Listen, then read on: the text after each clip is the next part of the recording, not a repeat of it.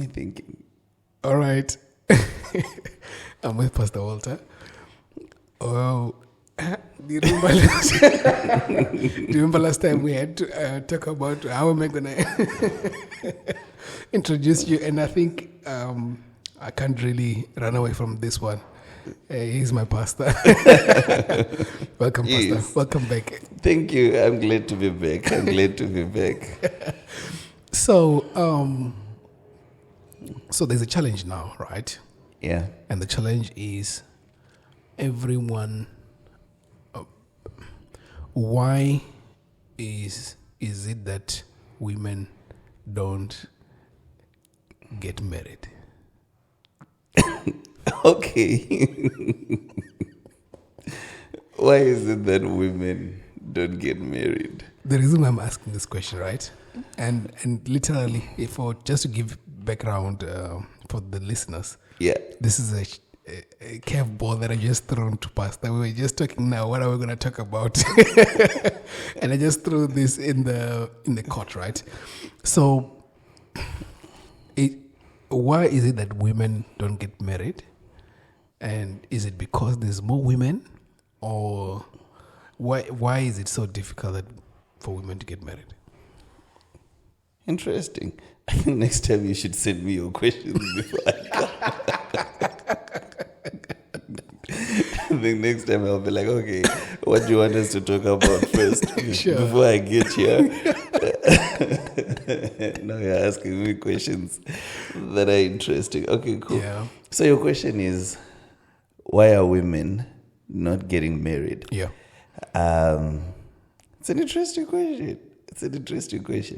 The first thing that comes to my mind is that women don't marry themselves. Should the question be, why are women not getting married? Or should the question be, why are men not marrying women? Which is a good question as well. Yeah. And you see, the way that you answer those two questions, you get different answers immediately. Yeah. If you say, why are men not marrying women, you get answers that will address reasons why men are not marrying women. But then if you go to why women are not getting married, then you go to reasons why women, So, well, let's start with the question to say, why are women not getting married? You mentioned something about population. What are you saying? No, I was saying that, is it because there are more women, mostly, than guys In the world. in the world? Yeah.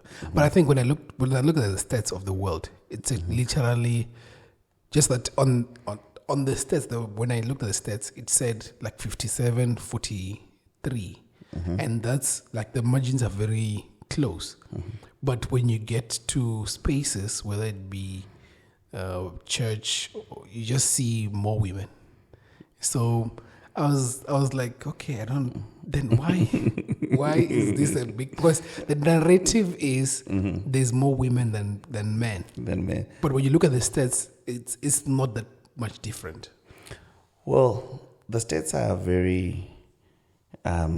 We could say they are relative to the geography that you're talking about. I think this was a worldwide one. Yeah, that's the worldwide one, right? Yeah, I get what you mean. But yes. if you go to China, you realize that there are more men than women. Sure. Because of the one-child policy, and they value the male child than the female child. So, but then if you go to church, it's now relative with the society that you're talking about. If you go to church and you say there's more women than men, it's because women are more receptive to the gospel than men. So, but if you go to a soccer field or if you go to a club, you will find out that there are more males than females. Sure. Right. If you go to the gym, you will find out there are more males than, you get it. So, but in most communities, you do find a phenomenon where there is more females than males. But even in creation as well, you realize that there is more baby girls than male, more than baby boys, but it always balances itself out. It always balances itself out in the process. So to talk about why women are not getting married, my mind is racing through many things right now. Yeah. Right. I think you're trying to address a scenario that is maybe showing up right now. To say maybe you're seeing more people, more ladies that desire to marry, but they are not yet married. To say, why are they not getting married? There are so many reasons to that. And I think knowing you, there actually is a lot of reasons that you're thinking of. There's so many reasons. Yeah. And for me to give you a list, it will be a very long list because it's subjective to the person, that we are talking about. I think to make it easier, right? You can just start with the list. Then if I feel like we can change the subject, then we can change the subject. Cool. Right. So you could talk of a relative, a real example. I was talking to a young lady just before I came here, and she has an amazing career. Her career is just blossoming, and in her career blossoming, she's got a house, not a flat. She's got a nice car.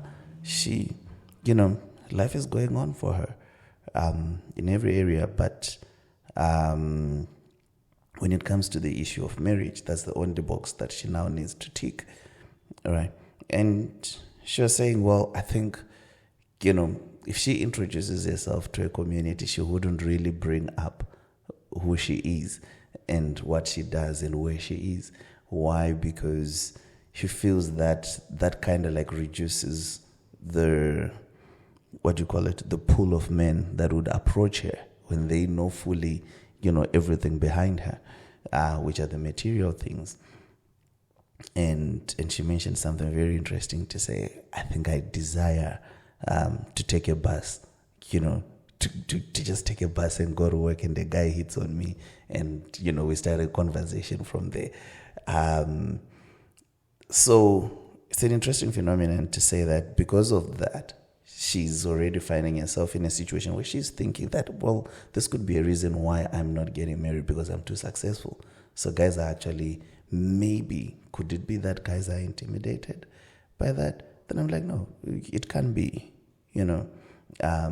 there's a guy who is taking first class, flights, going for business meetings, who would actually be excited to meet you, so it depends with where you're looking.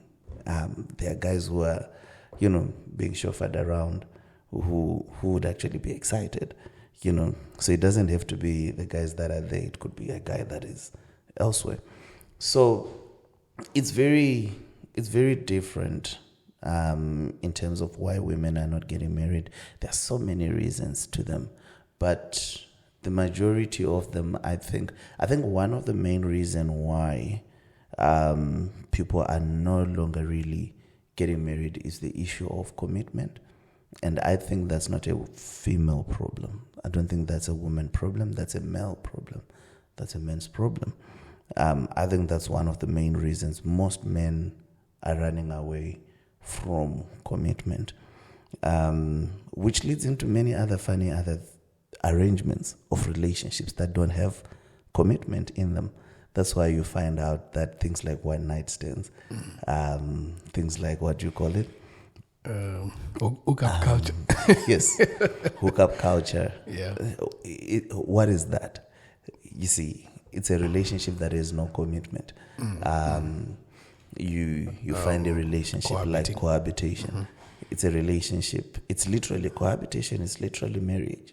That simply lacks commitment.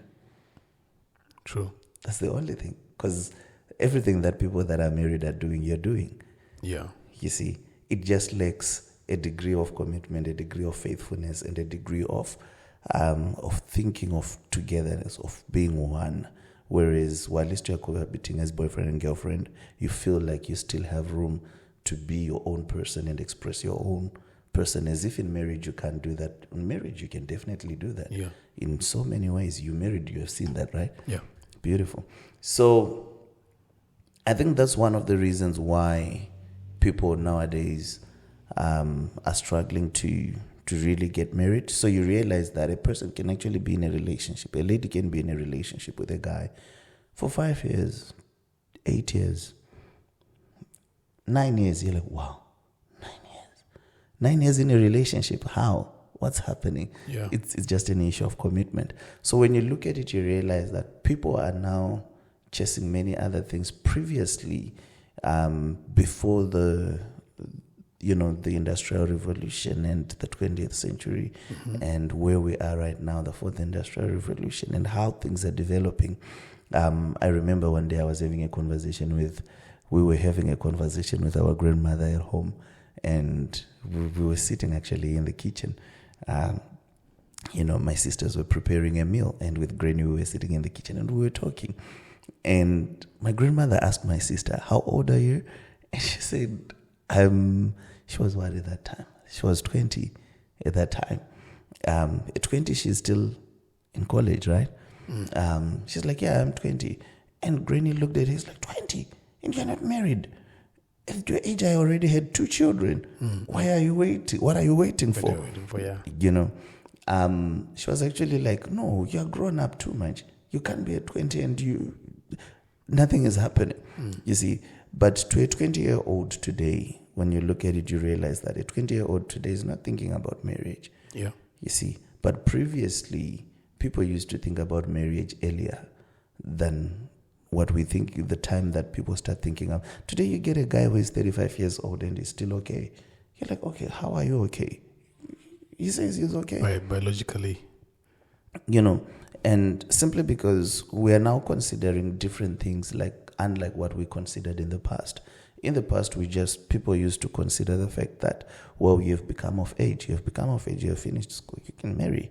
That is if you have even gone to school, because there was no such, it wasn't that popular, and those opportunities were not available to everybody. So the moment you start developing biological signs that show that you've become of age, well, a girl has breasts, a girl, hips start coming out, and the boy starts, the voice starts going deep, then, we're getting there.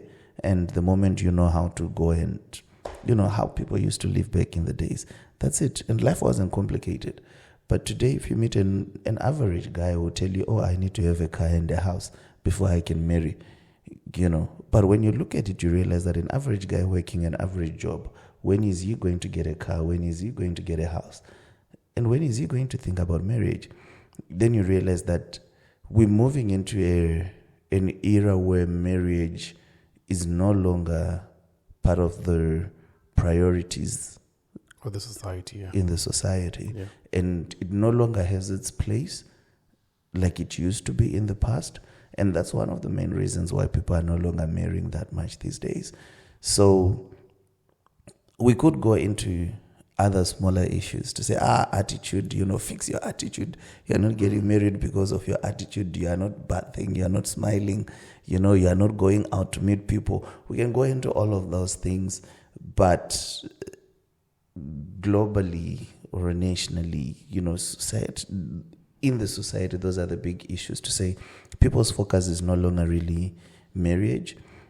People are now focusing on career and all of that. But you realize that for an average black child, things start taking shape, when they're 26, 27, 28. And then when things are taking shape at that time, now they start thinking about marriage. Now when they get a relationship, now they still want to date.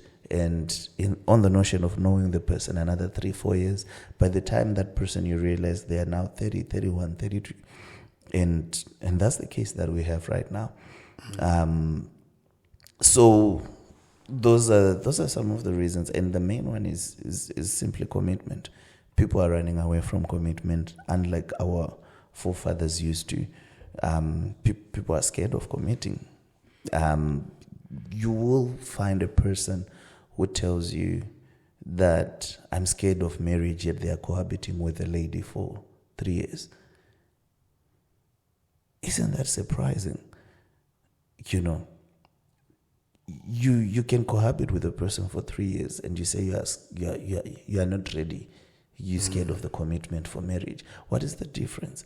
You see, then it looks like we're now having a generation of people that have so much information but lack wisdom, and lack understanding of the real aspects of life. I like that, yeah. Because marriage is not simply just... I think what you're doing now, you're actually jumping into the next question. Next question. Okay. No, I'll allow you to continue from where you were.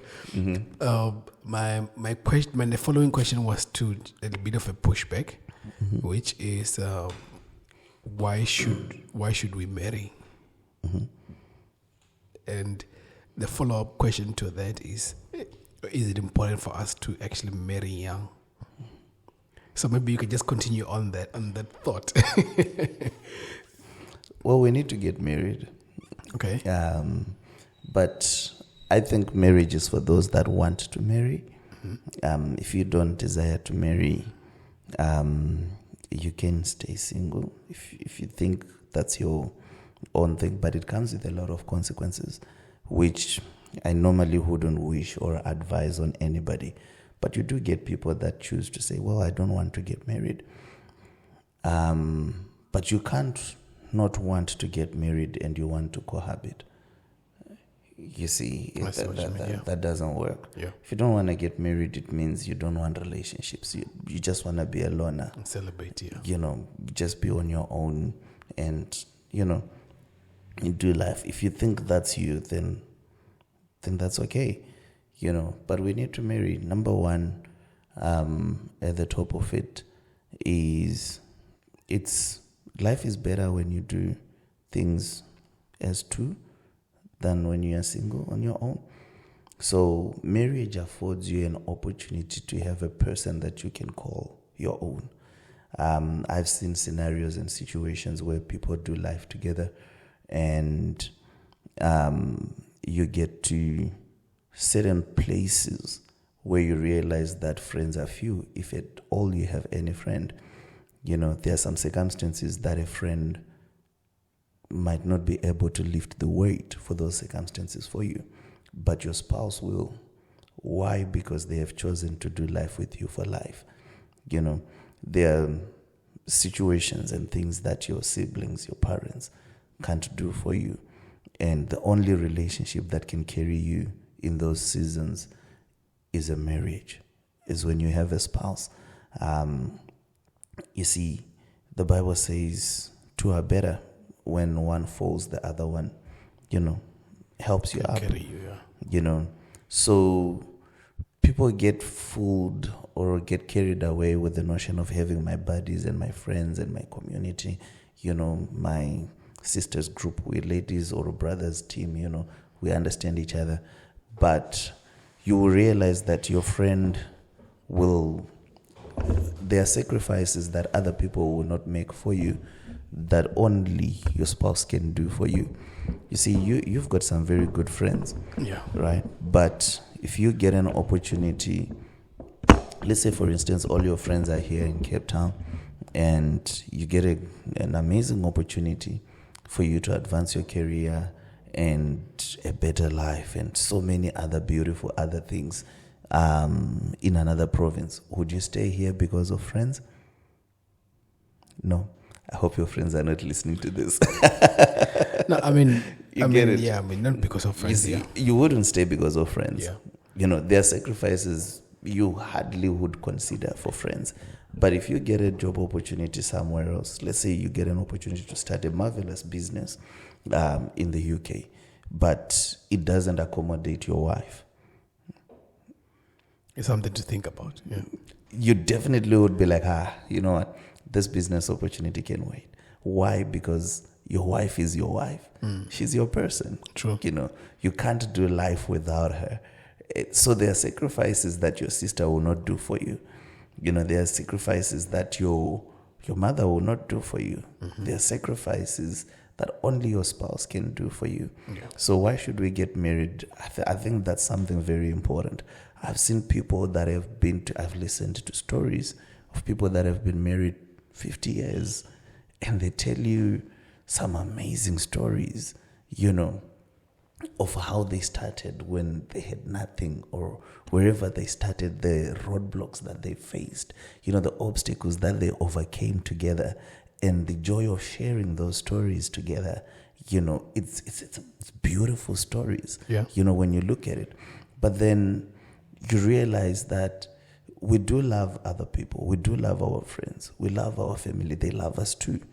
But the marriage relationship is too special and very different, because the marriage relationship is what starts a family. You see, because of that relationship, we will have another family that will love you. We will have other people that will be friends to many other people. So we should marry so that we continue to procreate, so that we continue to have babies. Can we have babies outside of marriage? Yes. Yeah. People are doing that left, right, and center today. Yeah. People are preferring to even do it, you know, but it's different raising a child on your own and raising a child as a family, you know, with your spouse together. I always hear stories of single mothers, you know, describing their stories. And I don't think there's a single mother who would advise their daughter to raise their children as single parents. You know, why? Because of the challenges they had to go through on their own. Yeah. You know, it's better when you are with someone. You know, it's better to raise a boy child when you are with your father. It's better to raise a girl child when you are with the mother. You know, it's much better. I don't think there is better wisdom to do life apart from the wisdom that God placed in marriage. There is so much treasure that you get out of marriage in this community, that you realize that, well, other relationships will never give you. Other relationships will never give you. Apart from that, you need to get married for so many reasons. There are so many reasons why people need to get married. You know, I've been exposed to a number of stories on how people. It's actually a phenomenon that I was studying some few months back. Yeah. And discovered that it's actually a $1 million industry, if not $1 billion industry, called romance scams. Romance scams. Yes. Romance scams. It's a phenomenon that is happening not really in Africa, but Australia. I think there was a famous one, the one with the Tinder swindler. Yeah, that's a romance scam, right? Where a person promises you love, and what you take out to sponsor that relationship is money. So romance scams are happening. Yeah, I think you're right. I think I might have seen something like that as well. There's a lot of documentaries where the guy sees, like, see, you're talking about this lady who was successful. The guy goes there and says he loves her and all those stuff, and he plays his cards long enough for them to get married. And when they get married in community of property, then the guy says that, I don't know, I don't want it. I'm going out, and then he walks away with almost everything. Exactly. Yeah. Right. So that's a romance scam, and those are people that go far. I think I read a story of a lady who went through the same thing. Yeah. But she was a pensioner. The boy knew that she's about to get pension. The lady was in her, I think 50s. She was like 52. Yeah. And then the boy pushed her. The guy was like 35, 36, somewhere. Yeah. I read the story. It happened in KZN. And pushed her to retire early, and said, we will start businesses with the money. We will do this. We will do this. And she retired early. She got her money and her retirement fund. All of it was paid. They were married, remember? Yeah. When the retirement payout came, the guy filed for divorce and claimed a stake on that money. It's the worst that could happen to a person. Yeah, it sounds terrible, yeah. You see, it's a person that you thought you were in love with, but you see, this person is coming. So you see, and the primary reason why those scams are too high, there's a documentary done in Australia, I think it's 60 Minutes Australia, that exposed quite a number of issues on how that happens. you realize that these people who are doing these scams, they are preying on people who are mature women that have been single for some time. So they literally go through your Facebook and study and see that you haven't been posting any photos with any guy. Sure. And they know that there is a need for love in there. The guy sends you a message, "Hi, how are you? I've seen your photos." He says all the nice things. Good morning, good afternoon, good evening.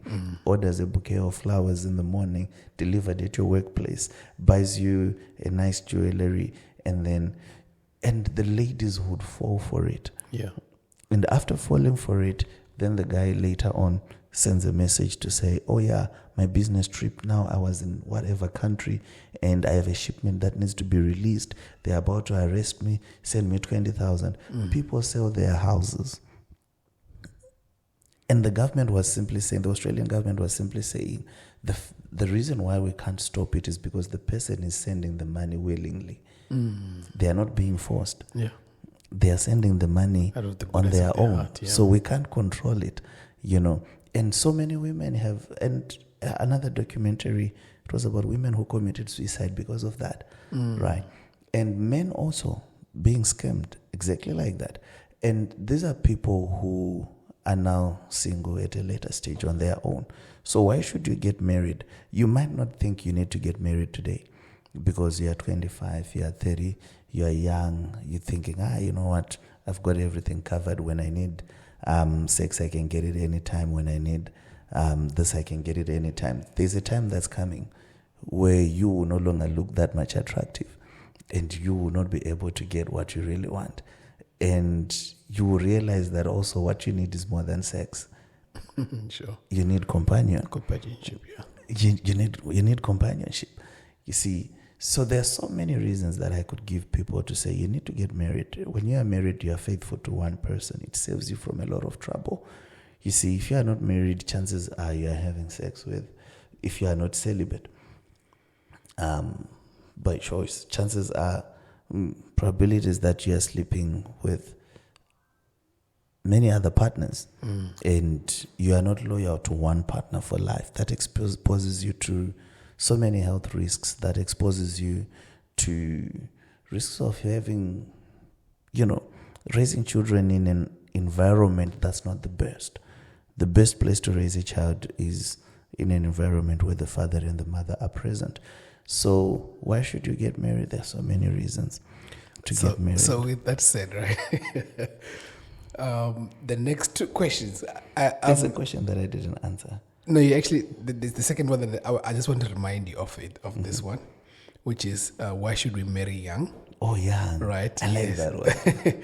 And a follow-up on that is, what's your opinion on alternative, is it a traditional way, the polygamy,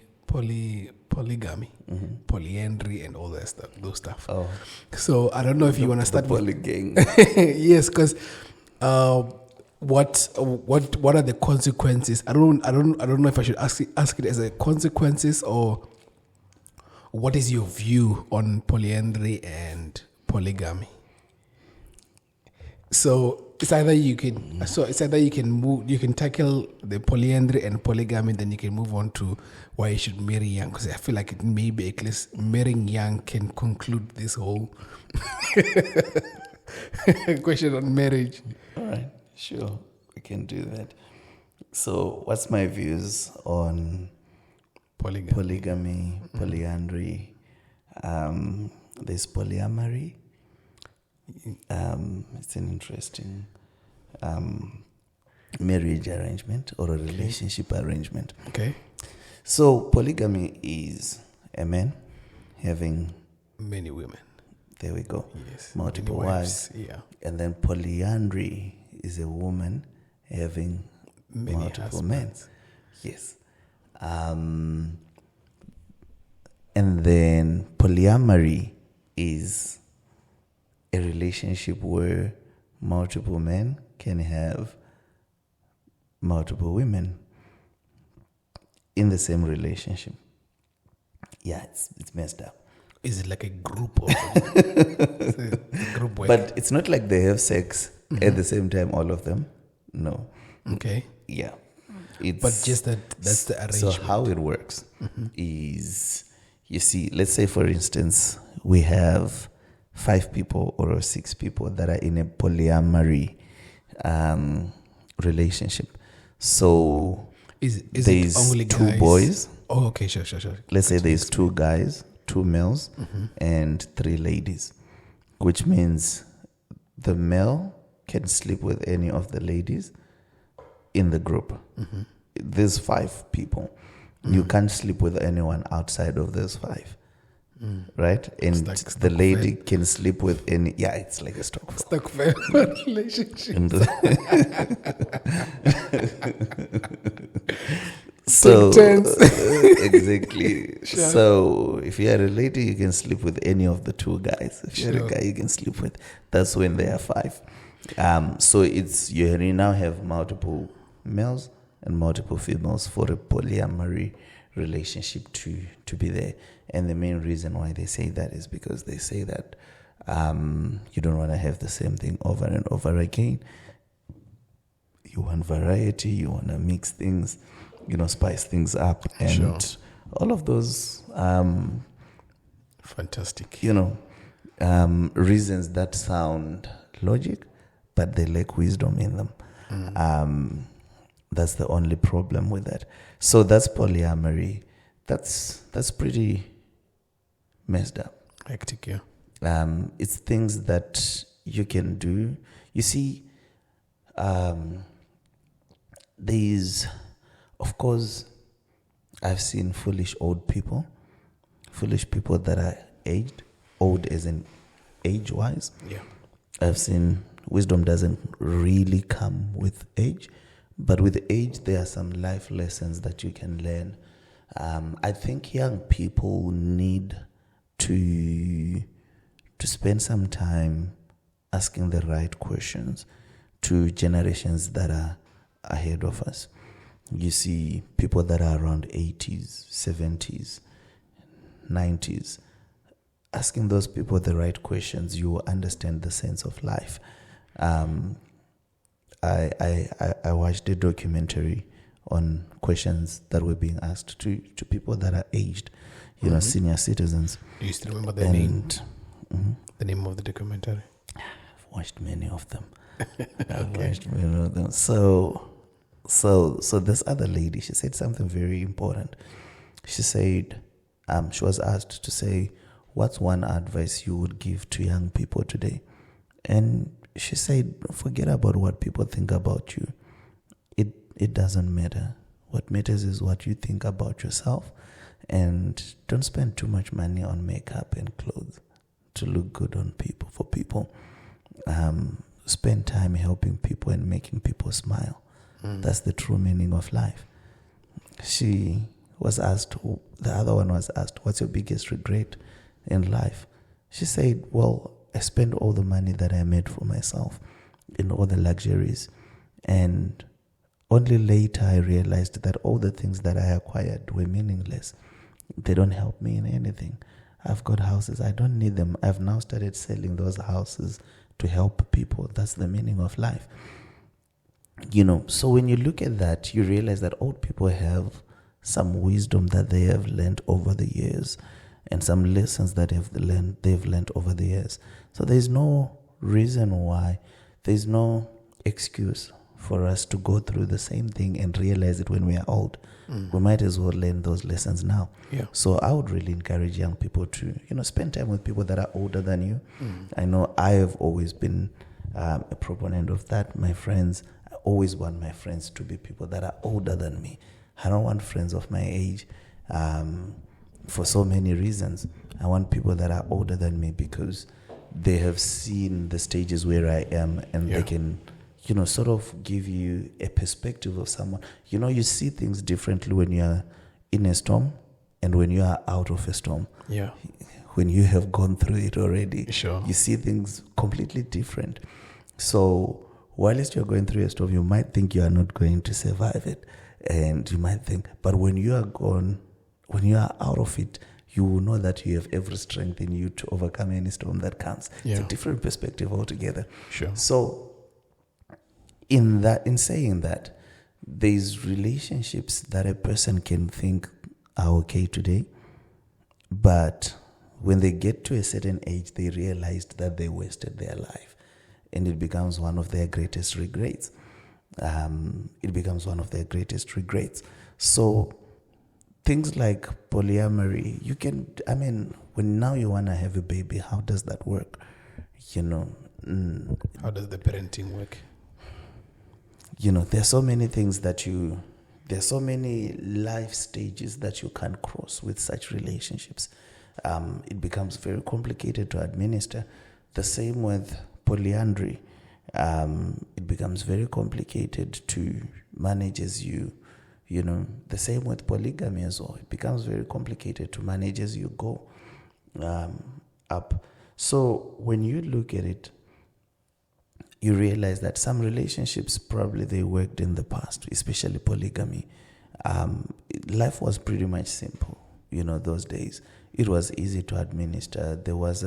Cheating wasn't, it was a taboo. It was something that was, you would seldom hear of somebody who has cheated, and that's why even in the old times in the Bible, cheating was a death penalty offense, and because it wasn't something that was common for it to happen. It was like an exception of exceptions. But in this today's world, it's different, So relationships like polygamy and polyandry, they lessen in today's world and the values that people carry and the diversity that people have been exposed to. You realize that such relationships in these conditions cannot work. Why? Because of the mentality that we now have that's different from what we have. Polygamy used to work in the old times because that was the way of life and the culture and the mentality that every man and woman had. And when you look at it, you realize that it wasn't like what people do today. Most people who are doing polygamy today, you realize that the guy is married, and then he finds a girlfriend. And then now he comes with the girlfriend and he says to the wife, "This is my girlfriend. I want her to be my number 2 and you are my number 1." It never used to be like that back in the days. So you realize that the conditions, I almost started speaking closer here. The conditions are not the same. Yeah. The conditions are not the same anymore. So when you look at it, you realize that back in the days, women would be the ones who would actually say, "No, that one would be a good, sister-in-law. She must come and be my number 2, so that we can be a big family together." She would be the one who would go and I think I watched too many documentaries about those things. Yeah, I think you can always share the names so that in case someone who's listening to this can also. But that is if I came prepared, right? Yeah, that's if you were to tell me, then I would come. I'll be like, "Oh yeah, go watch this documentary, go search like this." Yeah. So this lady, it's a documentary on polygamy. This lady in Kenya, she was being asked to say, why polygamy? Why can't your husband should be your own husband? And she was being asked by a Westerner. She's like, "No, I don't understand you white people. You only want the men to yourself and you don't want like sharing. That's being selfish." To her, it's selfishness. That's what she thinks. To say, why can't you share the love with everybody? Why should my sister be single while I'm married and I have a man? Like, we can share the man and we are all happy. Sure. And then she sees it not having a competition. She sees it as having a sister that she never had. Sure. A sister that she can do life with together. So when you look at it, you realize that those types of relationship, they work under certain conditions. You can't now want to go and take a girlfriend and then you come and you say, "This is my number 2. Your wife, number 1, doesn't want it. You see, what have you done to your first marriage? You've already started putting cracks. She's now going to get your own number 2 also. Whether she tells you or she doesn't, she's going to get number 2. You know, now before you notice it, it's a relationship that is full of secrets. You know, it's polyamory. Unknowingly so. It has evolved. Unknowingly so. So when you look at it, you realize that the conditions that we are now living in, they no longer really the wisdom that we are now working with, and the mentality and the culture and, you know, the norms that we now have, they have moved away from such relationships. Those relationships were healthy in the past. In the olden communities, people used to do that and they were happy, you know. But today, it's very different. It's very different. Yeah, I think I like how you broke it down. It made me see why it's so difficult for it to actually work now. It doesn't work now. And I think sometimes I also find the only thing that I'm actually realizing sometimes is some women are open to it, but what I've noticed, like you said, that the current girlfriend, is the one who does not want to share. She doesn't want to see it that way. That no, because the person who's willing to share is someone who's outside the two. It's like, no, guys. Yeah. I don't mind being the third one. Being the third one, she's the one who doesn't mind. She doesn't mind. But the first one is the one who is. And the first wife's mentality. The moment you bring another woman, her mentality is like, "Am I not enough? What am I not giving you that she's giving you?" Oh, so she has got, because she is tall, she's a yellow bone. Now you went to get a yellow bone. You should have just married a yellow bone in the first place. Yeah. You know, that's now the mentality that we have in today's world. But back in the days, it never was like that. And it was done in a way that was respectful. Nowadays, it's disrespect. Literally, we look at it as disrespect. To say, how do you disrespect somebody that you vowed that you would do life with together, and now you go and you get someone, and now you're putting someone. You see, those relationships used to work very well in the past because there was no things like STIs and HIV. You see, those things were not there in the past, but today. And then I'm just trying to think now. Seems like guys generally wouldn't mind having polygamy.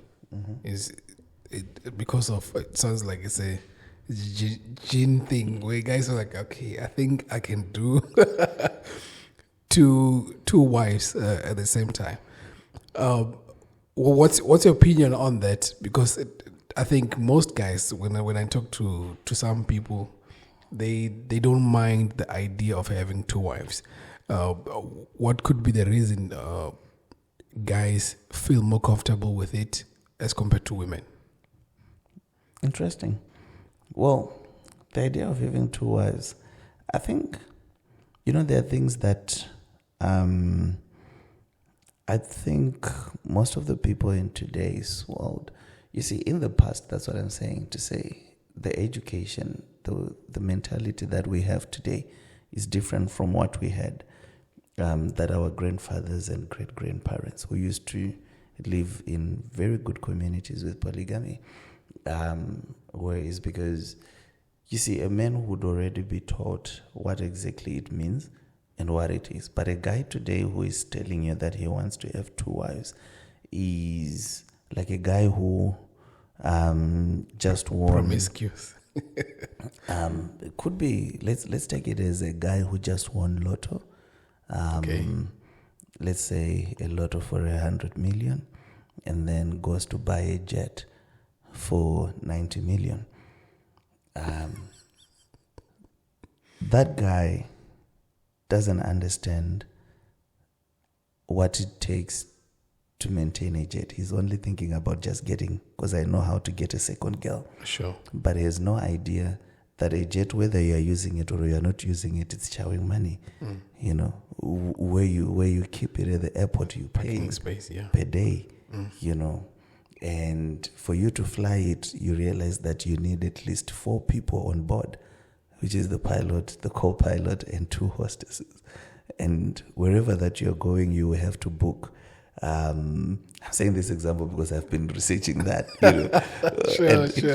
It just shocked me because I'm looking into the future. I'm like, you know what? One day I want to have a jet, And then I started researching. I realized that no, it's not my size for now, So it's different when you know what you're getting into and when you don't know what you're actually getting yourself into. Yeah. So most of the guys that are telling you that now I would want two women, it's probably guys that are single. They are not yet married. They don't even know what it is to have one wife. They don't even know. Most of the guys that are married, they'll tell you, I'm fine with one. Yeah. You get it?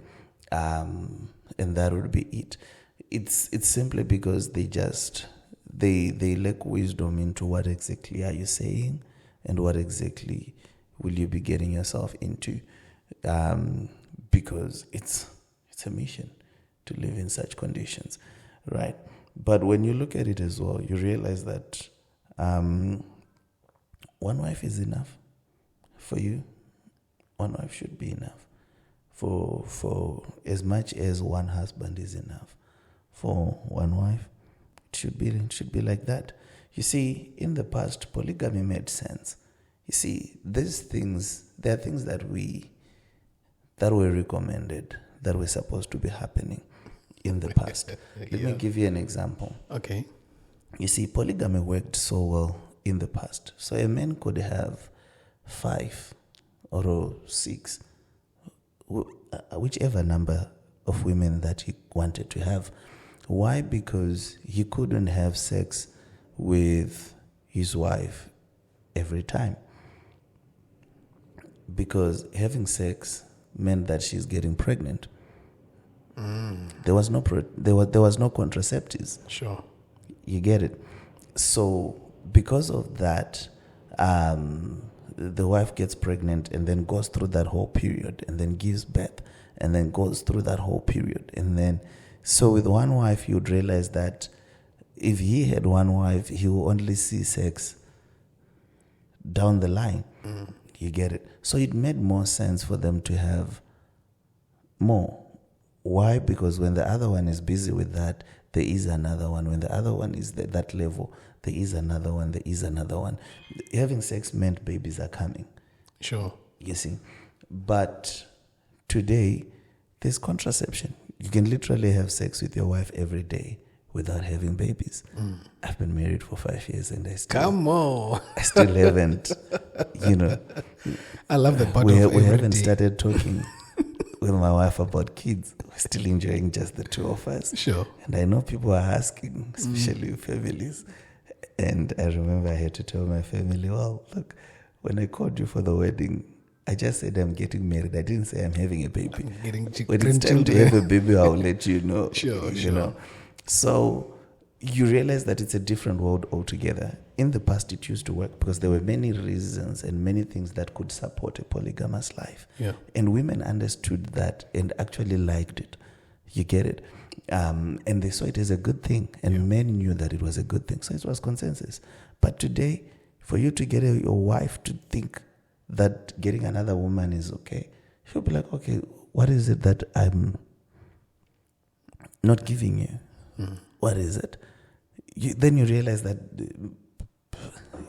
there's nothing. That's not the problem. You get it? So it's a different world altogether. So some things they used to work in the old days, let's leave them there. Let's live in our today and the wisdom that works for today for us to have a better community. Why should we marry young? Why should we marry young? If not, why shouldn't we marry when we're old and matured? Good. Why should we marry young? And why should we not marry when we are old?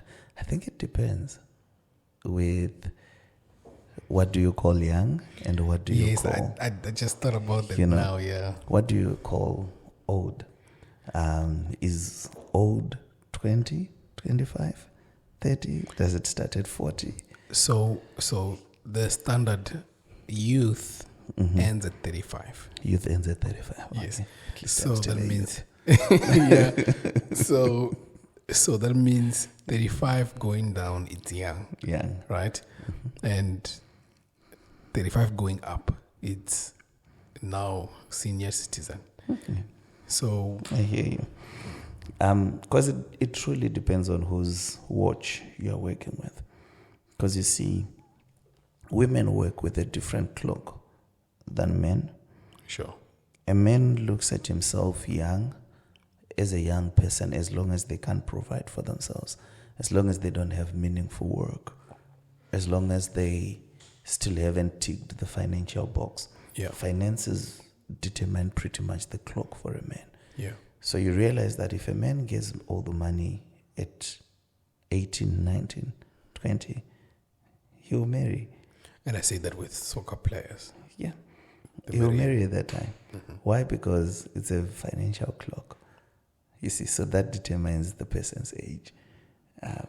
To say, does your bank account say you're old enough to marry, or it says you're too young to marry? You see, women work with a biological clock. Yeah. They look at themselves, they say, I'm at my prime, I'm 23, 24, and they already have a preconceived age and period they want to get married. You know, the moment a lady gets to 33, 34, 36, you know, she's now thinking, well, I read that article in the, that was talking about menopause, saying that some people start menopause at 40.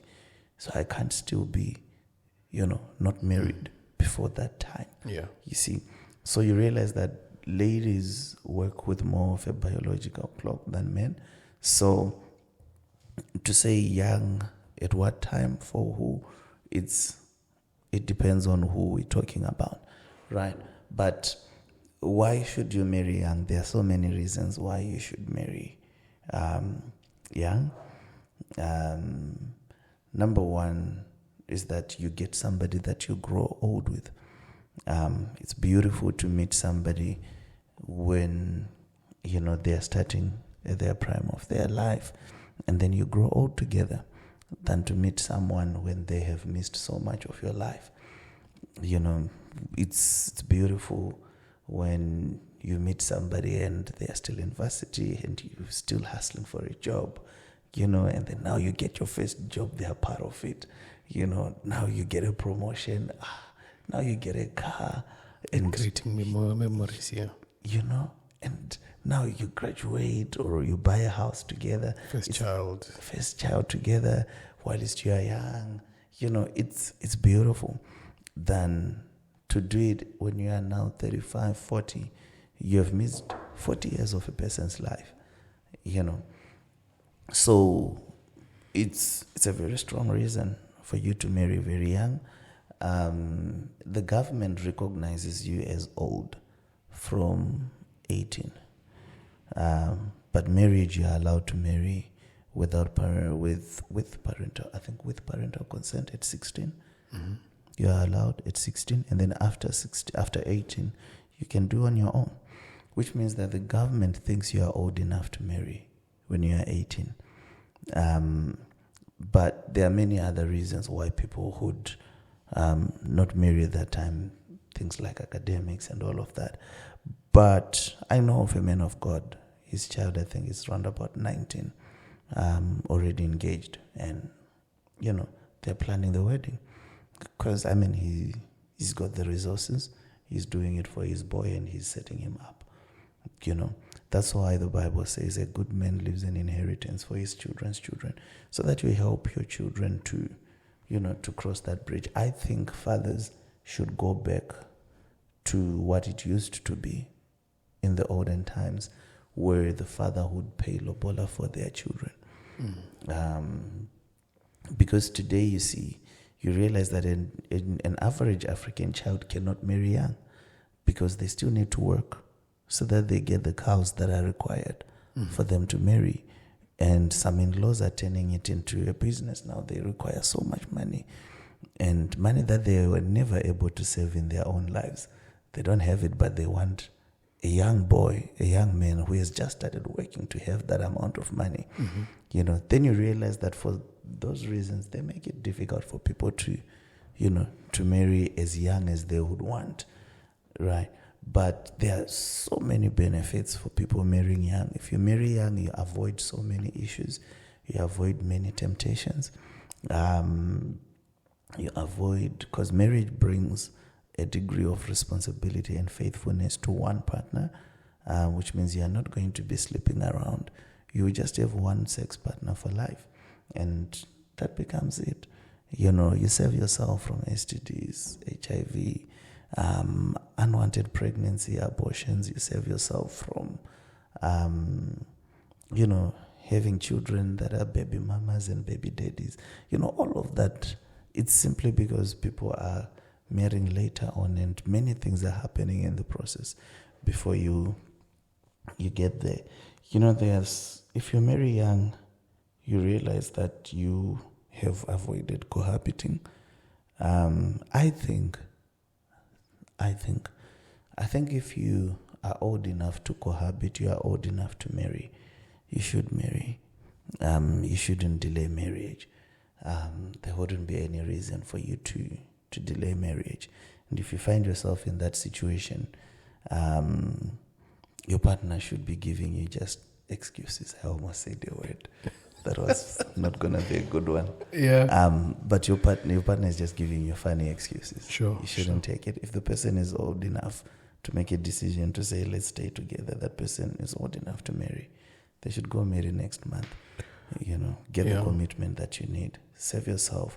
There's so many things. You see, because if you go through we're talking about just sex. Yes. And what happens around it, you realize that there are many things that happen with that whole process that you don't want, all that baggage. Imagine a guy takes you on a date, and he wants to get to know you and date you. And he tells you, oh yeah, I've cohabited with 3 ladies in the past. The first one was 6 months, the other one was a year, and the other one was 2 years. As a lady, what would you think? What would you do? Would you be interested? And you realize that, no. Yes, I had 3 marriages. You see? And that's for a lady, and it's even worse. If it is a guy who is thinking about that, and the lady is telling him, oh yeah, I once cohabited with John, and then I cohabited with Peter, and then Andrew. And Andrew. Now you realize that, hey, you cohabited with 3 men. You see, all of those things could be avoided by just making a decision to say, let me marry young. You see, people should marry. People, I always tell young guys at church, I think you know my statement around that, to say, as long as you can afford a room where you stay and you have a bed and a stove and pots, that's enough for you to start considering marriage. As long as you have a room, a bed, and pots. You can cook. Okay. You can sleep. That's it. Everything else that we want to have soft life, before we marry, it's just things that are going to delay us. You realize that you actually get these things faster if you get married than you delaying marriage, or at least you are dilly-dallying before marriage, and it saves you a lot from so many troubles. Yeah. So people should marry young, as early as you can. People should get married, but being young doesn't mean that you lack wisdom to marry. Yes, I think you're actually jumping into my next question. I like it because Let's you go see, to the next question. the next question is, you see, now you just explained the reasons, right? The reasons why you should marry young, right? Mm-hmm. Now is the next question that I had was, what is the toolkit that you need in order to get married? Because as a person, you're growing, and there's so many things which I remember the message which Pastor preached during when I was actually getting married. He said, when I was young, I used to do young things, and then now that I'm old, I've put away childish things, right? So this is a young lady who, in a sense, could still be young in terms of not have grown in terms of wisdom and in many things. What is the tool you need in order to at least start marriage and have the capability to actually finish marriage? Because my theory back in the days was, if relationships don't work so much, there's no way marriages won't work. Or maybe it's because there's not a lot of commitment in relationships. But that was just my idea, that if relationships are not working and this way, there's no way, because they even call it mjolo now. Yeah. Which we're gonna get to that. But Today still. Cool. Okay, I think maybe because what I've noticed, right, with this podcast that we're doing now is we're touching more on marriage. So I don't want to change it too much. Yeah. So I think maybe next time we just talk about relationship problems and all those other stuff. Sure, but let's do the next one on that. Yes, I think for now, just give us a toolkit of what a couple, what a guy, what a lady needs in order to say that now you're actually ready to be in a marriage setting of a relationship. Beautiful.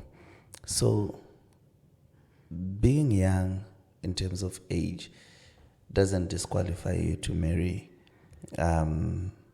You'll be surprised that those who were before us, our grandparents, and going back, you realize that they married very young, and they married one person and lived with one person for life, never divorced. Sure. You see, but these days we're marrying later in life. Like I was telling you that my grandmother at 16, at 22, the house was almost full of babies. But these days we're marrying way later in life, but yet we're having so much divorce. Then it tells you that it's not in the age. It's in the wisdom that a person has. Can I push back a little bit? With the example that you gave, right? There were people getting married at a young age, early, right? And what happened is, even though because it's like the doctrine of the time is you don't divorce. Right. Divorce was not an option. Was not an option, right? And even today, it's still not an option. Yes, we're going to get to that. I just want to talk about... It's just that people think it's an option, but it's not an option. The old generation is... There was a lot of... can I use abuse? There was a lot of toxicity, which was not necessarily addressed, and... The wives, and I think probably, let me just use the wives at this point, because it seems like the wives are the ones who were going through the most of the time. They were very silent. How do we mitigate that kind of a situation, that though they married young, there were many things in terms of whether it was a wisdom problem, what caused that for them to, because the way that it looks, when you look, some of the marriages, or maybe I don't want to speculate, but most of them, they were just a role-ish. It was like very robotic. The wife is the wife, the man is a man. If it's time to, there is companionship, but it's not like how you hear young couples now who have been, let's say, maybe in their 40 years of marriage now, where they're actually working on their still romance, because back in the days there was no anything called romance. The guy was just listening to soccer on the radio, and he wants food, and if the food comes late, a bit more salt, it's a shout after a shout, a rebuke after a rebuke. So how do we mitigate that, to say that what causes that, and then how do we fix something like that? I think that's what we think. That's the perception that we have today. We're thinking that people in the old times never had it fun. They used to have fun. It's just that their fun is different from ours. You see, if I take, what do they call it? did they call it a bioscope or something? Raba. Oh, yeah. That thing where you would show a movie back in the days. Yes, sir. If I show you that right now on the screen, and I put your LED smart TV right here, you would think that these guys never had fun. Why? Because it can't compare to what you have today. Sure. But if you were to be in the setting of those guys in that time, you'd realize that was the everything they had. Sure. That was the best thing that they had at that time. So basically, listening to radio stories was the thing. Yeah, you see. So when you look at it, people used to have fun. Marriages were happy. This notion to say that they were not having fun, because in today's world, we think an average person of our age thinks that in the old days they used to just have missionary sex. And today they are now, I recently heard that there's a style called helicopter. I'm like, what? Well, how does that even work? Sure. I couldn't even comprehend it in my head. When I heard it, I called my wife. I'm like, baby, what is helicopter sex? We need to figure out what it is. There's a new thing in town, Sure. So there's so much, that people are doing, and we're thinking that we are more advanced. Sure. But people in those times, they used to have fun, but their fun was relative to their time, and they were happy. Of course, there were issues of abuse where maybe we could say that the ladies were abused, or whichever type of abuse it was. My grandfather told me of a story of his friend that used to be beaten by his wife. My grandfather, he died about almost 10 years ago. And when he died, he was 97, 98. When you look at it, you realize that was way back. And he was talking about his friend who was being beaten by his wife. Yeah. So issues of abuse have always been there, back in the days and now.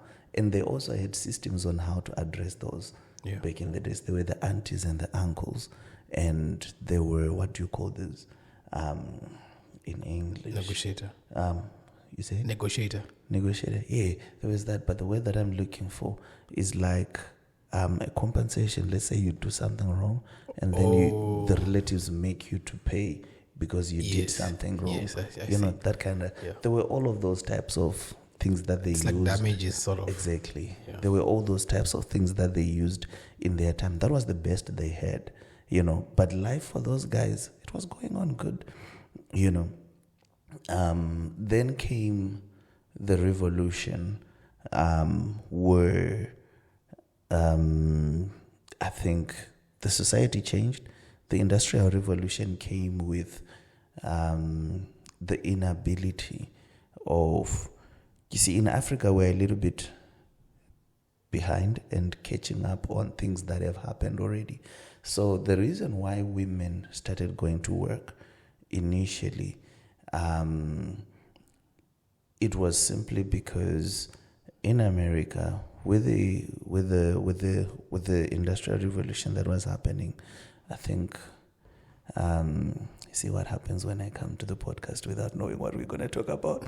Now I'm forgetting my years here. Then there was the Great Depression in American history, where people's buying power and earning power depleted because of inflation, and a single income was no longer enough. I think it's somewhere around 1946, somewhere there. So you realize that a husband could no longer take care of the family with his single income. So because of that, women also started going to the industries and working. But that was never the desire for women. Women wanted to stay at home, with kids and raise kids and all of that. And today, we can talk about women being emancipated. I'm for that. My wife is graduating next year.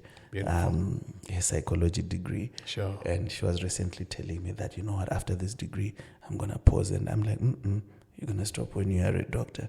At least you can pause after doing masters. Then you continue. But I'm for that, right?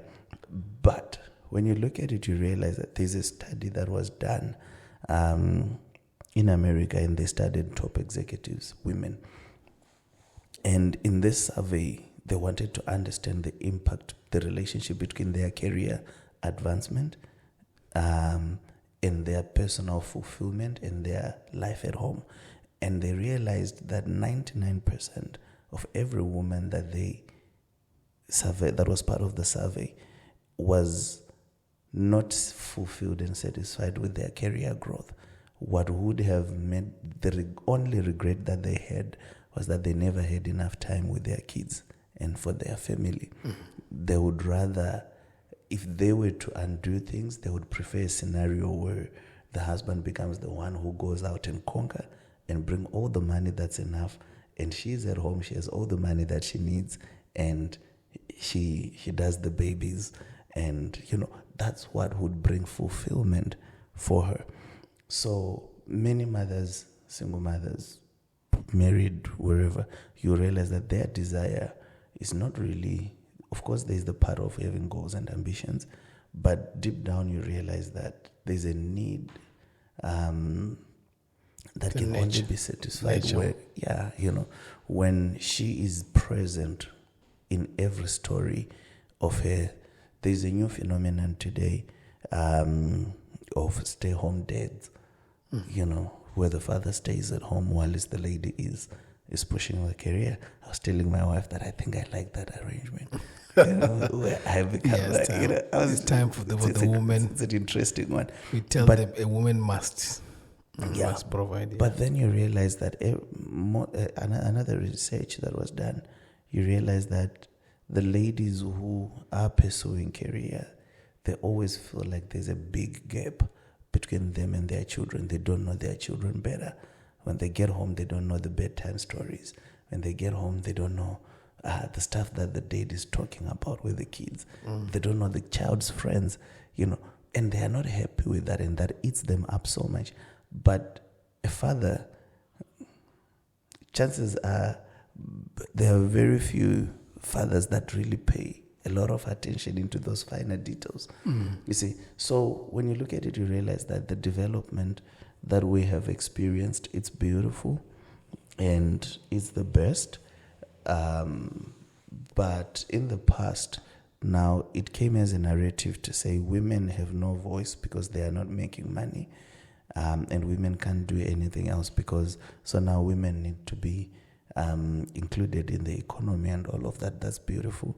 We have to do that, and women have to take on roles that they can do, and wherever they see themselves fit, then they definitely should do that. And their financial stability as a lady is important in relationships as well. Especially, I think a problem comes in where, I think I will speak about this, with a scenario where you find a couple that is cohabiting for financial reasons. Okay. It's a very tight spot. I don't wish anyone to ever be there. You are a lady, you find yourself cohabiting with a guy because the guy is supporting you financially. Because he takes care of you. On your own, you can't take care of your bills.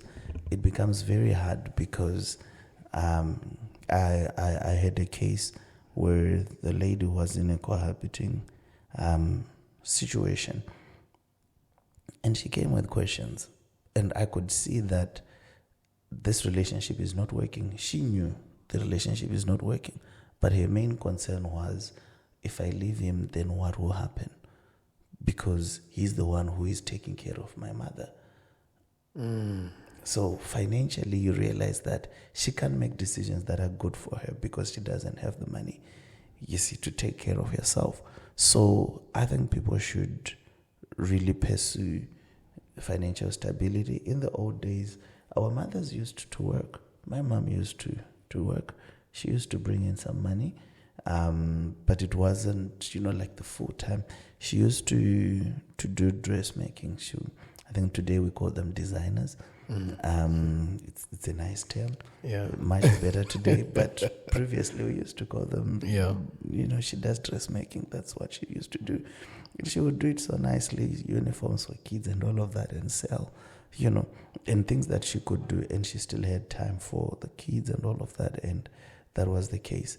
So in terms of abuse in relationships, it's now that most women can go out there and work for themselves, it gives you a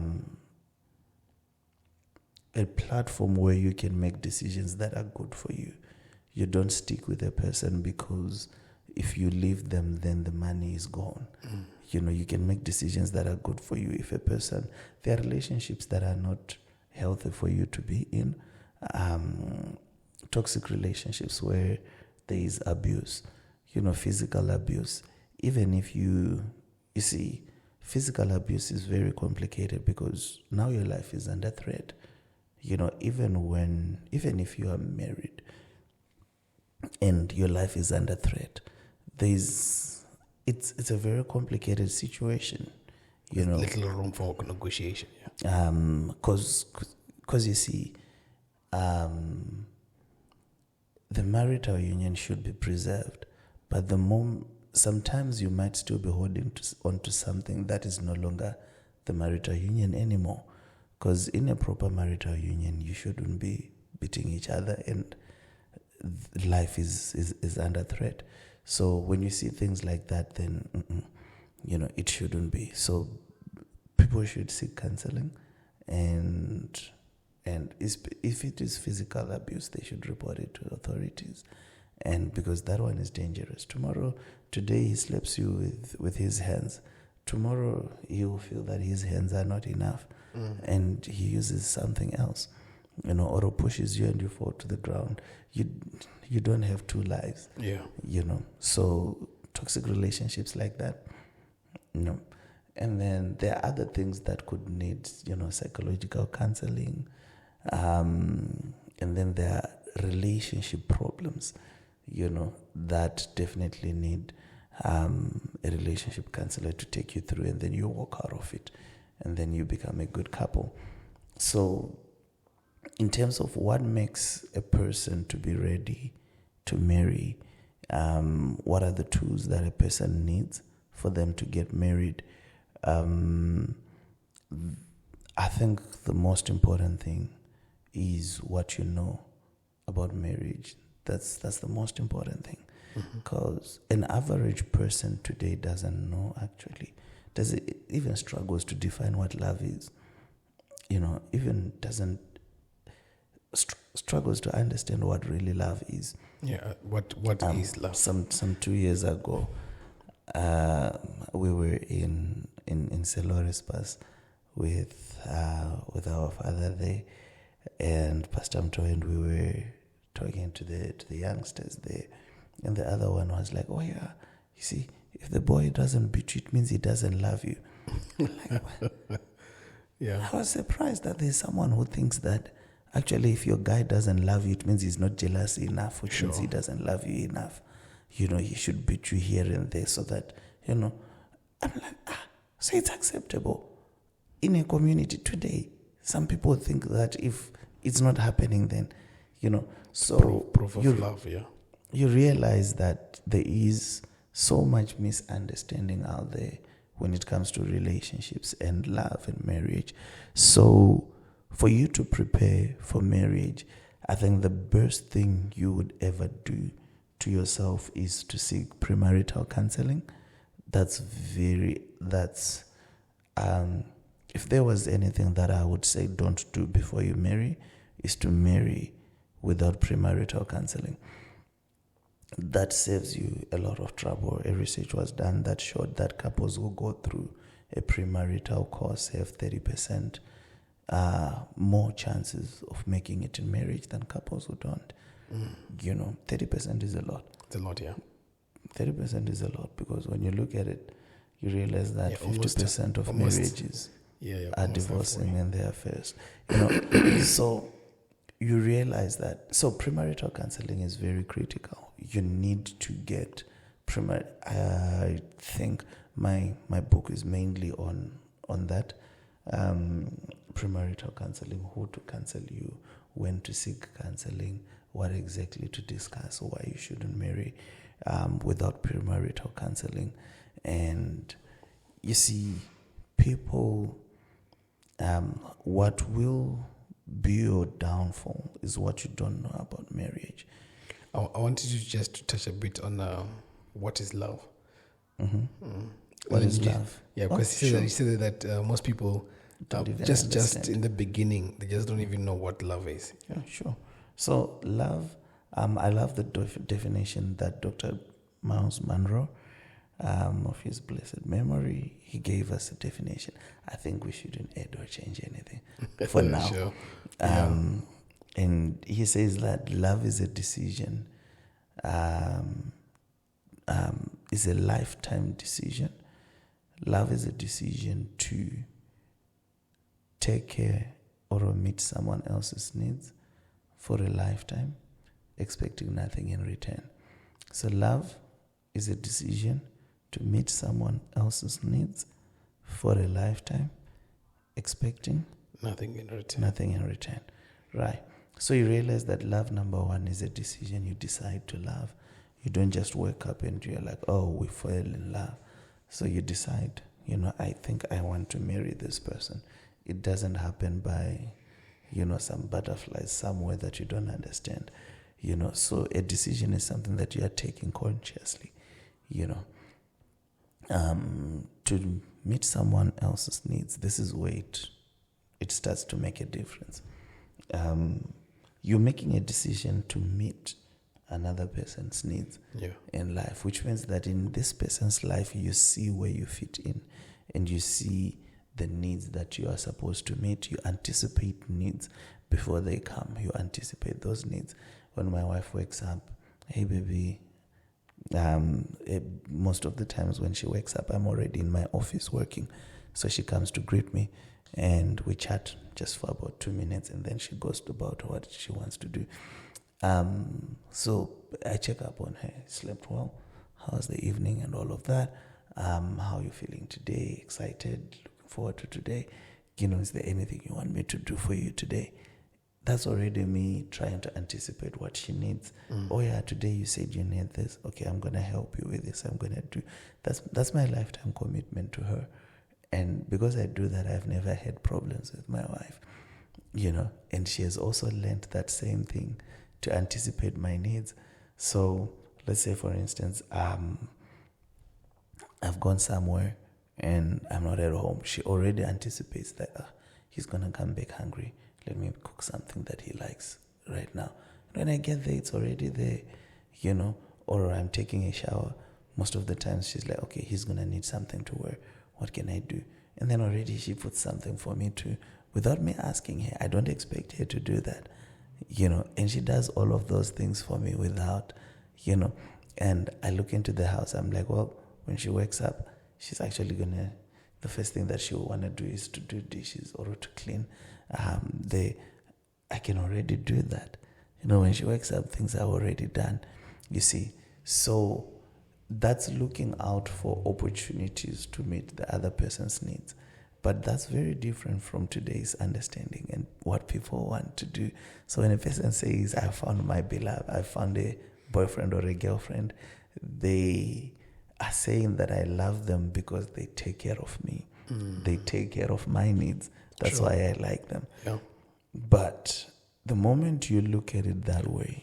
I think I just loved how you just explained doing things for each for your spouse that expecting anything in return. Important. And it for me, I'm just seeing many conflicts already dissolved. If it's out of 100% in terms of conflicts, probably you've taken out a good 20% out of any challenges that can just come up. There's one. You see, there's a book that people should get called Love is a Verb. Oh, Love is a Verb. By Dr. Gary Chapman. There's also Things I wish I knew before I got married. Yeah, like it's a good book as well by Dr. Gary the Chapman. toilet wouldn't close Yeah, itself. I think anyone who wants to really do this relationships, love, marriage, they should read Dr. Gary Chapman's books. Sure. They're very critical. So, Love is a verb, yeah. Love is a verb. Love is a doing word. You can't tell me you love me if you are not doing things. Okay. For me, you see, that's how you show an expression of love. You see, when people go out there and help the poor, they are saying that they are doing an act of kindness. Kindness is another term for love. You see, it's an act of love that because they are helping this person, meeting this person's needs.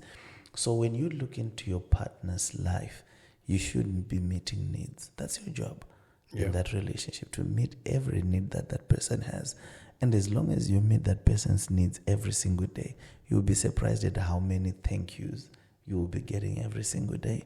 Oh, thank you, thank you, thank you, thank you so much. You're welcome, you're welcome, you're welcome.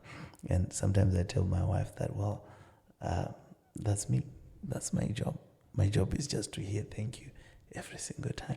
And she says it very well when she sees an opportunity. Sure. And I can actually see it that our fight in our marriage is to do things for each other. Actually, the conflicts that we have in our marriage are usually when we are saying, I want to do this for you, and she's saying, no, you can't do that for me. It's me who planned to do this for you. It's a good problem. It's a good one. Yeah. So recently, she had said that I should buy my sportswear because I've been pushing my active agenda. So I'm like, yeah, definitely. And then there was money that she allocated for that, and she gave me. And then guess what I did? I took that money, and then I went online and I bought 2 handbags and 2 suit jackets for her. Sure. And the order got delivered. She's like, oh, did you buy those things? I'm like, yeah, I did.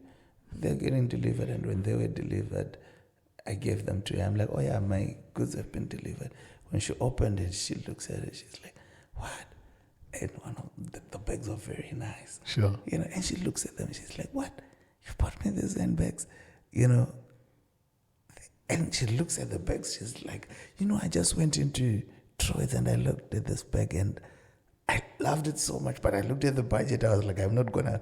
Sure. Then I'm like, look at this woman.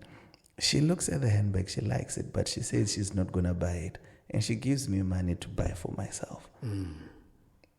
She needs it, but she doesn't do it for herself. She does it for me. She wants me to. And when I get the money, I don't even do it for myself.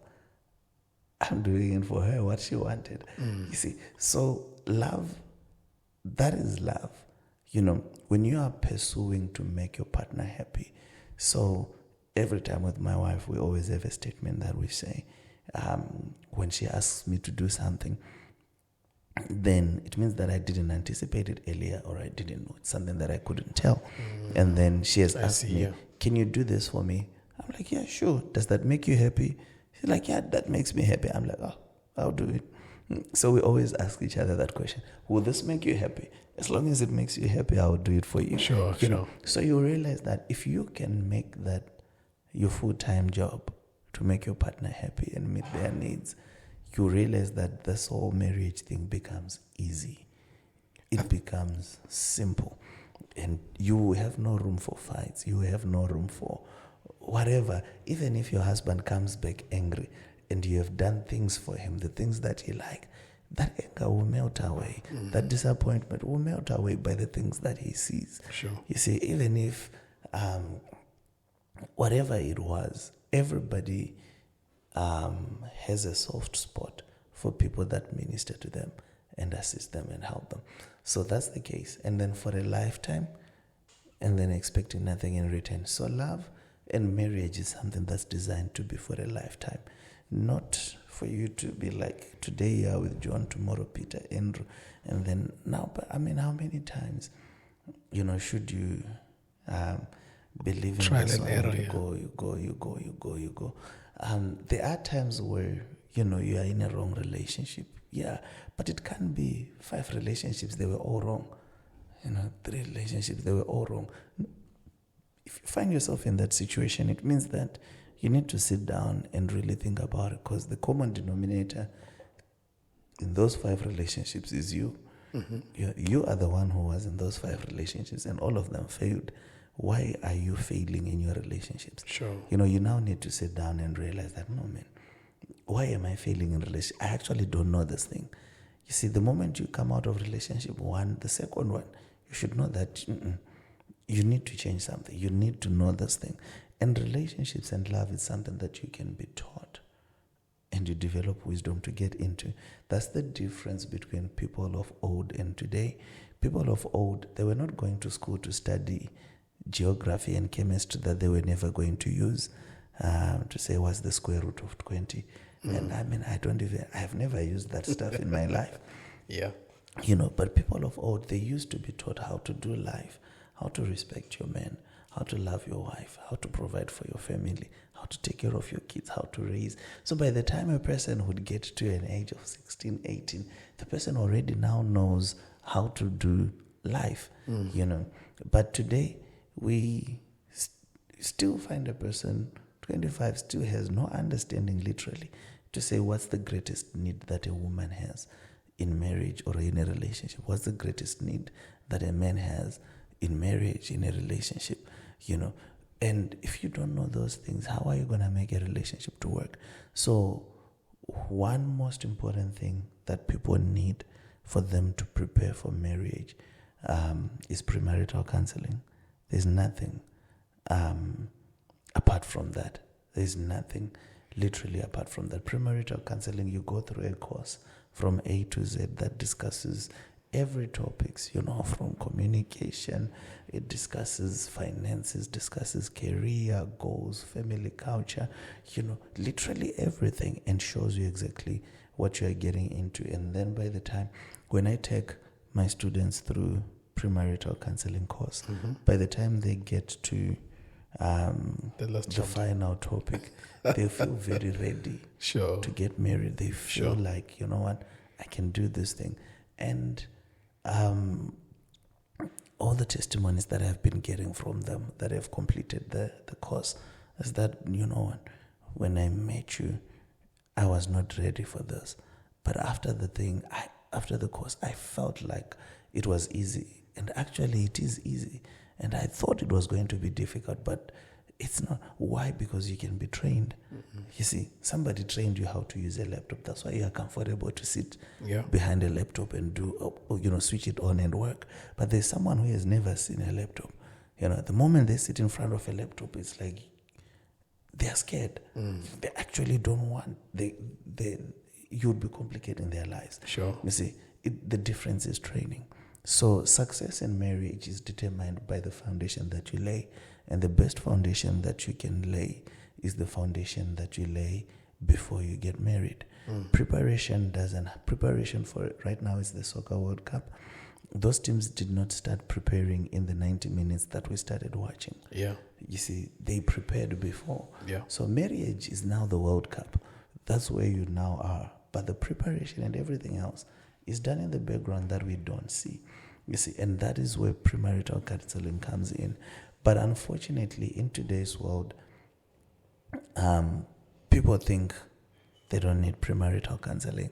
They can watch 2 YouTube videos and then they feel like, I can get married here. But relationships are so different. Your relationship with your wife, you would never find a relationship like that on YouTube.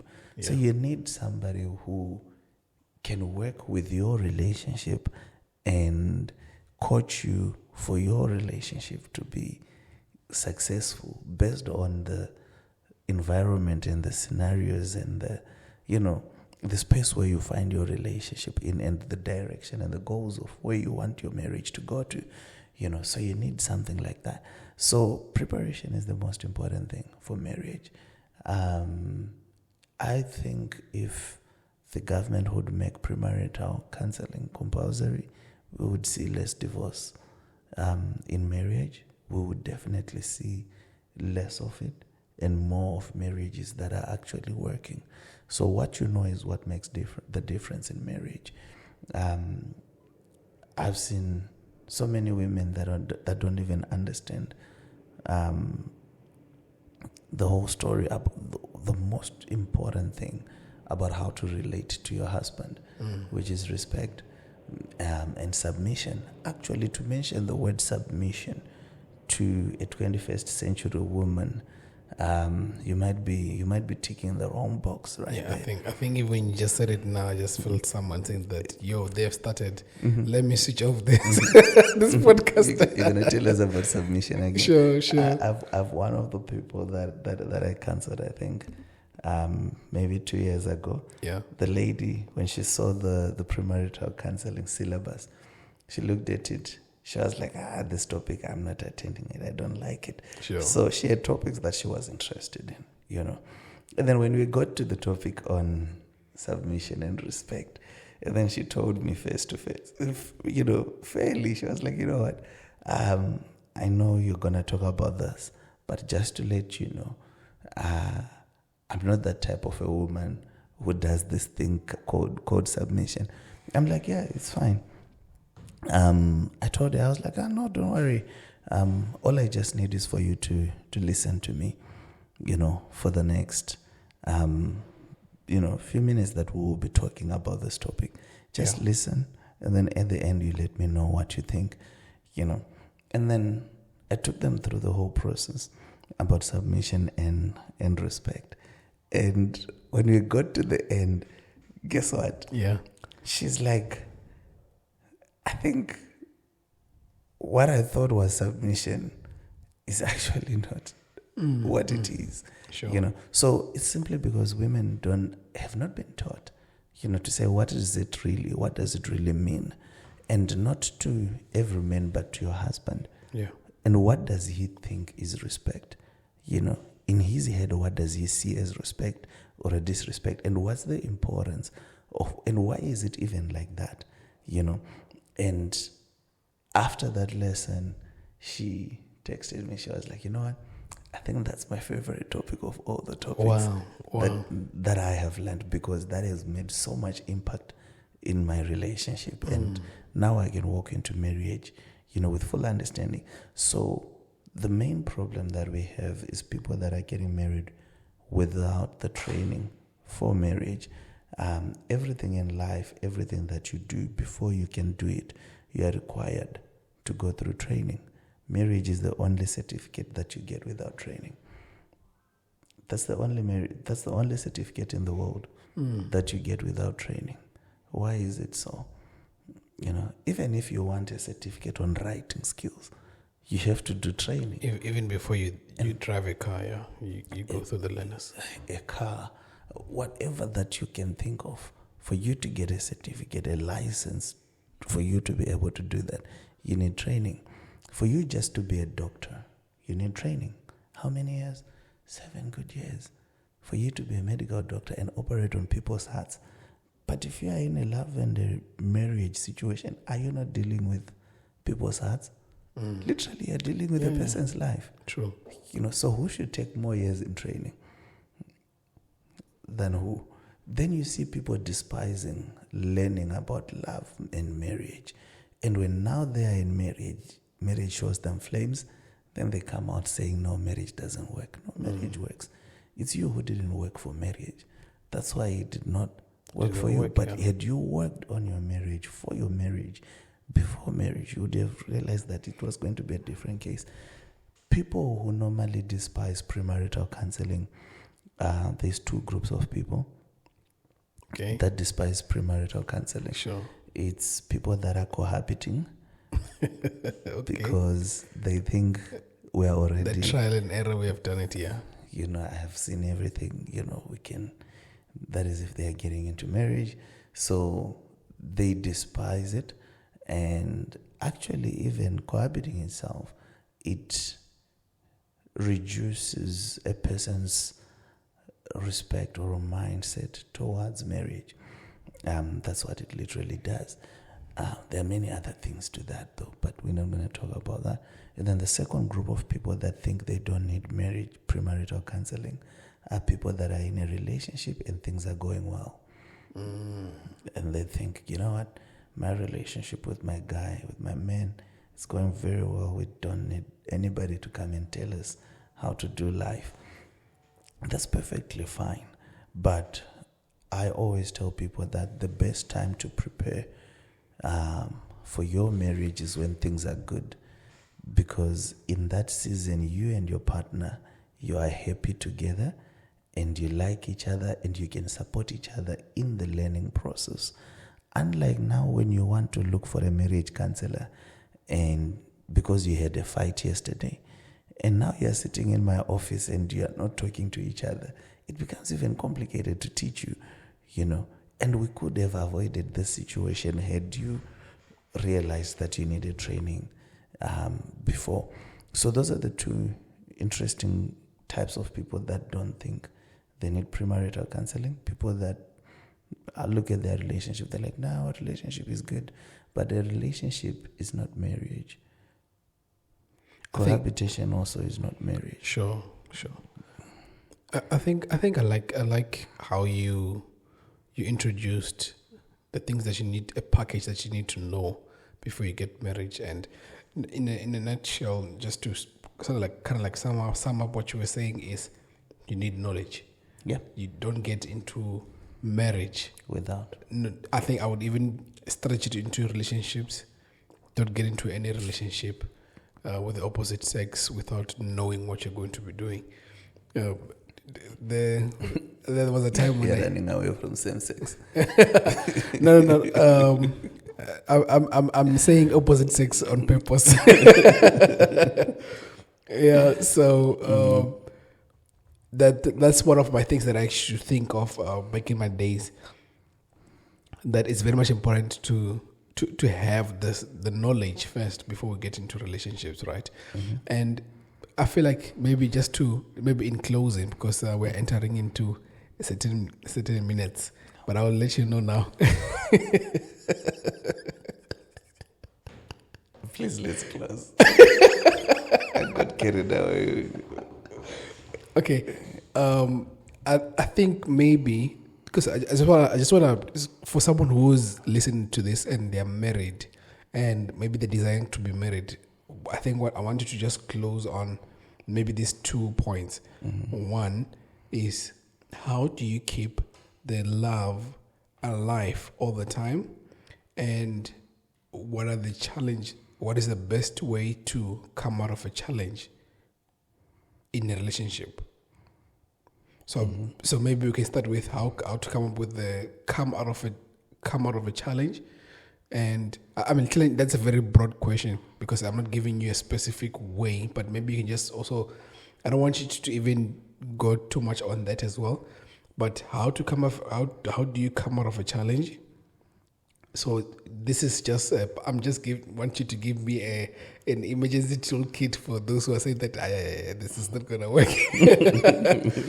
And lastly is just to keep in the romance. I think these two are kind of like married, but maybe you can just quickly do it justice before we close. All right. Beautiful. I had a thought before this about something. What do you call it? Okay, cool. Let me not go there. Let me answer your questions. Please touch on it just a bit, and then we just. Okay. Otherwise, it will be another day. Sure. So, how to keep the relationship going and how to keep the fire burning, right? The wisdom that you need, the knowledge that you need to start a relationship is not enough to keep it going into tomorrow. And the knowledge that you have today is not enough for what you will need tomorrow. I had a different understanding on how to manage my marriage when I just got married than what I have today. If I had stopped learning, probably with my wife would have been another statistic. My wife is still learning me, I'm still learning her. So how do you keep the fire burning? Continue having an attitude of, continue having a desire to learn. more about your spouse. Continue studying. You see, people, when they get married, they think that marriage is the destination. We got married, finally. And then they sit, and then they stop doing anything, right? That is the reason why your level of wisdom will be outdated for tomorrow, because you stopped upgrading yourself. Your partner is changing. You are changing. Everybody changes every single day. What you were thinking yesterday is not what you're thinking today. So because of that, for you to keep this relationship going, you need to constantly continue learning and paying attention to the relationship, put in the effort. Every good relationship is nothing what you saw on Instagram photos and, all those videos. That is stuff that we do, for the fans and the likes and, and all of that. But every good relationship is work. You have to invest in the relationship, invest in every way, that whatever that you have to do to invest in the relationship. And so basically I'm saying, for you to have your relationship to continue going, I'm not going to tell you to say, if you are a lady, go buy a new lingerie and then, spice it up, buy handcuffs, put a ball in your bedroom, and then, but have an attitude that says, I want to continue learning about marriage and growing wisdom about marriage and learning my spouse, and just being, it's literally, being present in what is happening. Because you see, if you continue, love map. Yeah, that's the love map. So if you continue studying and understanding your partner, you realize that you'll forever be relevant, and you'll forever be addressing him or her at the level where they are today. Imagine Busi was still treating you the same way he used to treat you as a beloved, because she never upgraded in knowledge. It doesn't work. You'll fall out of it. Sure. So the most important way of staying up, with the trends of your marriage is to continue learning. Continue learning about marriage. Never stop. The more you continue learning, the more you become better. The more you become better, the more your marriage becomes better. If you stop learning, you stop growing, your relationship stops growing. And when it stops growing, it means it's dead. Yeah. Anything that's not growing is dead, which means that divorce is around the corner. Sure. So the only way to keep your marriage growing and to keep your marriage, on fire is to keep on learning about marriage. That's the only way. Thank you very much, Pastor. Right. I'm just thinking of time now, but this is one of the things. We haven't talked about the ones that are the challenges. Yes, sir. Oh, okay, cool. So if you are having challenges, your relationship is going through a rough patch. The best is to sit down and talk with your spouse like adults. There's a way you can talk to a person that's respectful and that's very clear that they understand what it is, and that also helps them to understand why this is important to you. There's a way you can do that. So talking is the only way to solve relationship problems. It's not keeping quiet. It's not giving the other person space. It's not a blue tick. Blue ticking, that's actually another wrong on top of a wrong. So talk. If you can't talk, the two of you, then get a marriage counselor. What are they going to do? Talk. Still. You get it? So every problem that you have in your relationship is going to be solved by talking. Yeah. And that's how you get out of the problem. Nice.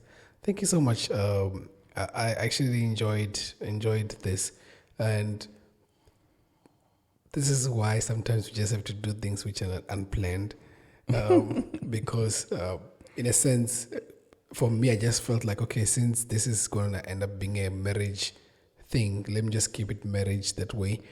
And I think someone who is working and is married, he will be blessed by this, and like, I don't know, I think I can get some few things. Yeah. The one thing that, as we were talking, I kept telling myself that I'll ask this question, but maybe that will be the first question for the next session, which is marriage for workers. Just to go a bit deeper on it, in terms of how do you maintain love, how do you maintain all these nice things about marriage, and you're coming back home tired, and like we were talking before, that the wife is working, the husband is working. How do we now keep the fire burning? I actually listened to a reel recently.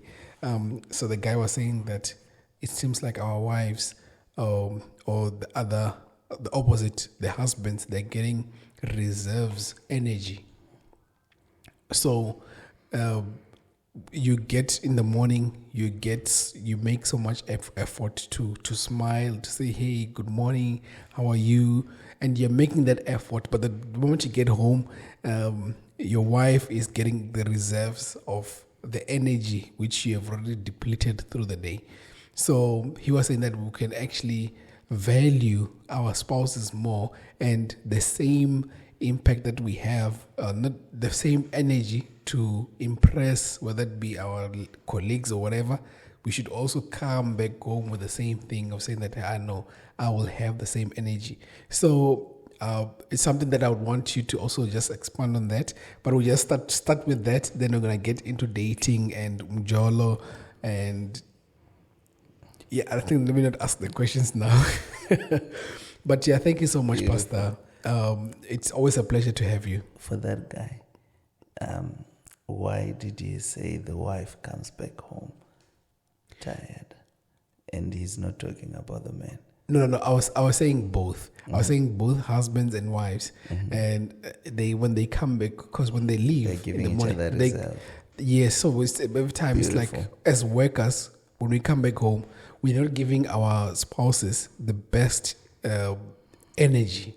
You're there, you're tired, you just want your food. If you're a guy, for a lady, you just want, please just give me a back rub. It's been a long time. Cool. So when I come next time, I'll come with proper studies. Yes. Say, okay, go look at this research that was done. Sure. That shows you that men can handle differently the stress and pressures of work in the corporate world, and women deal with it differently. Okay, we'll talk when we meet. Yeah, I think let's keep it as a teaser for next time. I think before we close, is there anything that you want to say to encourage people in relationships, people who are doing love, especially now when we're getting into the festive season? Anything just to encourage someone out there? To encourage someone? Well, if you are not in a relationship and you're desiring to get into a relationship, you see, hope is everything. Don't lose hope. And don't lose hope for the things that you want. You desire a good marriage, you will find the person. There's someone somewhere for you. You just have to keep hoping, number one, and take the necessary steps to get there. To someone that is in a relationship already, the most important thing, I think one of the frustrating things for people that are in relationships is not having direction. So work on having direction for your relationship, to say, where are we going? When are we going there? How are we going to get there? Use this December holidays to discuss that with your partner, and you'll be surprised at what you can do next year if you just put some sense of direction to your relationship. To those that just went out of relationships. Yes. To those that must comfort them. To those that just went out of relationships. Yeah. It's not the end. The best is yet to come. You will get another person that is better, 10 times better than your ex. I always say that. Sure. 10 times better than your ex. Yeah. So that person is not the end of the world for you. Develop yourself, sit down, think about what went wrong, understand what you contributed to the failing of the relationship, and lessons that you need to learn for tomorrow. so that tomorrow you do better. Part 2, part 3 is coming, so you better be prepared well. I always tell youngsters, not really youngsters, but young adults who are looking into getting into relationships and all of that. Sometimes I tell them that maybe there's just one person who will really like you, and you might not have many chances to mess up with that person. So prepare yourself before you get into the relationship. So for those people, work into your preparing yourself. The next person might be the right person for you. So you don't have, time to make mistakes with that person. So take this time and prepare. Be ready for the relationship. When that person comes, you are ready. If it fails, it doesn't fail because you didn't know, or because you were sleeping on duty. So be ready for it, and it will be good. Love is beautiful. Marriage is glorious. Marriage is beautiful. It's fulfilling. If you desire marriage, it's a good thing. Desire it, it's a good thing.